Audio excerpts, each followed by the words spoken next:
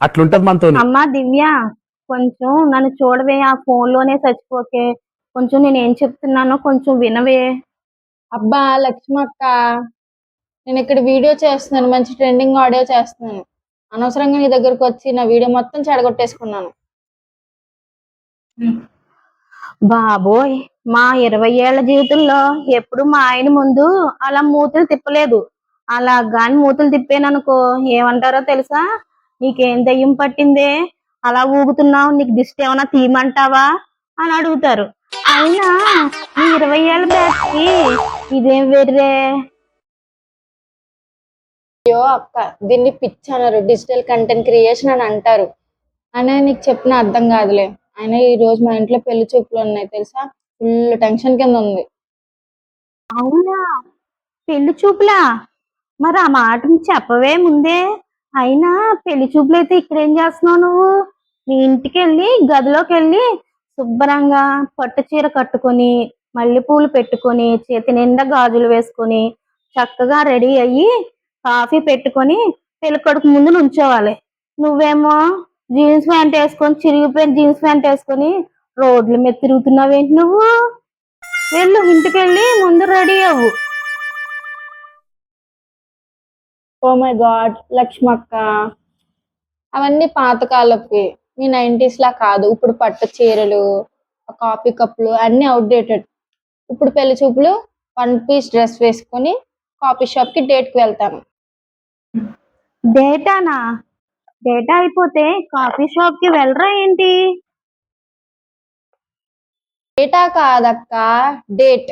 Date అంటే ఇద్దరం కలిసి కూర్చుని మాట్లాడుకుంటాం. ఇద్దరికి ఒకరినొకరు నచ్చామా లేదా అని చెప్పి మాట్లాడుకుంటాం అన్నమాట. దాన్ని డేట్ అంటారు. పెళ్ళి అయిపోయింది, 25 ఏళ్ళు కాపురం గడిచిపోయింది. కానీ నాకు ఇక్కడ విషయం ఏంటంటే, మీ 27 ఏళ్ల బ్యాచ్లు 20 ఏళ్ల బ్యాచ్ వాళ్ళు ఉన్నారు కదా, పెళ్లి చేసుకోవాలంటే 100 ఇంటర్వ్యూలు చేస్తున్నారు. అబ్బాయిలు కానీ అమ్మాయిల అబ్బాయిలు కానీ అబ్బాయిల అమ్మాయిలు కానీ 100 ఇంటర్వ్యూలు చేస్తున్నారు. ఈ మధ్యన అదేదో వచ్చింది, లివింగ్ కలిసి ఉండడం అని ఏదో వచ్చింది. మాకంటే అప్పుడు లేవు కదమ్మా, అందుకు తెలియదు కదా, అనడం కూడా సరిగ్గా రావట్లేదు నాకు. సో ఇద్దరు కలిసి ఉంటున్నారు, తర్వాత పెళ్లిళ్ళు చేసుకుంటున్నారు. ఒకరికొకరు బాగా అర్థమైపోయాం అని చెప్పేసి పెళ్లిళ్ళు చేసుకుంటున్నారు. పెళ్లిళ్ళు చేసుకున్న 6 నెలలకి అబ్బాయి నువ్వు నాకు సెట్ అవ్వలేదంటే నువ్వు నాకు సెట్ అవ్వలేదని మళ్ళీ విడాకులు తీసుకుంటున్నారు. ఇదంతా ఏంటి? ఇదంతా ఏంటన్నది నాకు ఇప్పటికే అర్థం కావట్లేదురా. మరి నువ్వేమైనా చెప్పగలిగితే చెప్పు. ఎందుకు తెలియదు నాకు. రోజు మా అబ్బాయి ఐప్యాడ్ పెట్టుకొని ఇదే వాగుతూ ఉంటాడు. అది వదిలేయి, ఇంతకి ఇప్పుడు నీకు పెళ్లి చూపులకు వచ్చే అబ్బాయి ఎలా ఉంటాడు? ఎంత సంపాదిస్తున్నాడు? అబ్బాయి సాఫ్ట్వేర్ ఇంజనీర్ అక్క, ప్యాకేజ్ 25 lakhs. అమ్మ బాబోయ్, 25 లక్షలా? ఇంకా ఆలోచిస్తున్నావు ఎందుకు? వెంటనే పెళ్లి చేసుకో. అదే కదా ప్రాబ్లం అక్క. ఇక్కడ జీతం కాదు కానీ అబ్బాయికి అసలు సోషల్ మీడియా ప్రెజెన్సే లేదు. అబ్బాయికి ఓన్లీ 200 ఫాలోవర్స్ ఉన్నారంట ఇన్స్టాగ్రామ్ లో. పైగా రీల్స్ కూడా చేయడంట. ఇలాంటి వాడితో నేను లైఫ్ ఎలా షేర్ చేసుకోవాలి అసలు? ఏంటి, ఫాలోవర్స్ లేరని పెళ్ళి వద్దంటున్నావా? నీకేమైనా పిచ్చా? ఎవరైనా బ్యాంక్ అకౌంట్ లేదంటే పెళ్లి చేసుకోవడానికి ఆలోచిస్తారు. ఎవరైనా కూడా ఇన్స్టాగ్రామ్ లో ఫాలోవర్స్ లేరని పెళ్లి కొడుకుని వద్దనరు. నువ్వే అంటున్నావు అలాగా. ఇప్పుడు పచారీ కొట్టుకి వెళ్తావు, అక్కడికి వెళ్ళి కందిపప్పు కిలో కందిపప్పు అడిగితే, నా దగ్గర మా ఆయనకి 1,00,000 ఫాలోవర్స్ ఉన్నారు, కిలో కందిపప్పు ఇవ్వు అంటే ఇస్తాడా? కందిపప్పు ఇస్తాడా నీకు? డబ్బులు ఇవ్వమ్మా, కందిపప్పు ఇస్తాను అంటాడు. అంతే తప్ప ఫాలోవర్స్ 1,00,000 మంది ఉన్నారు మా ఆయనకి, 1,00,00,000 మంది ఉన్నారు అంటే ఎవడు ఏమి ఇవ్వడు. అర్థమైందా? బ్యాంక్ బ్యాలెన్స్ ఉండాలమ్మా మొగుడికి. అది చూసుకో, ఫాలోవర్స్ కాదు కావాల్సింది. చెప్తుంది ఏంటో.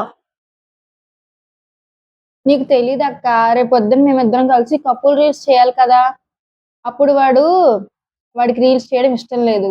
నేను రీల్స్ చేద్దామని రమ్మంటాను. ఒకవేళ వచ్చినా కూడా వాడికి ఎక్స్ప్రెషన్ పలకదు. రీల్స్ లో ఎక్స్ప్రెషన్ పలకకుండా అలా పిచ్చోళ్ళ చూస్తూ ఉంటాడు. నా మాట వినడు. దానికి ఎక్స్ప్రెషన్స్ ఎందుకు? ఏ మొగుడు ఏ పెళ్ళానికి దగ్గర మాట వినడు, అది తెలిసిందే ఎవరికైనాను. అర్థమైందా? అయినా నీ మొగుడికి నువ్వేమి చెప్పక్కర్లేదు, అలాగే ఆయన ఏం నేర్చుకోరు. రియల్ ఎస్టేట్ లాగా రియల్ ఎక్స్ప్రెషన్స్ పలుకుతానే ఉంటాయి, ఏ మొగుడికైనా అంతే. అర్థమైందా? నిజమేనంటావా అక్క?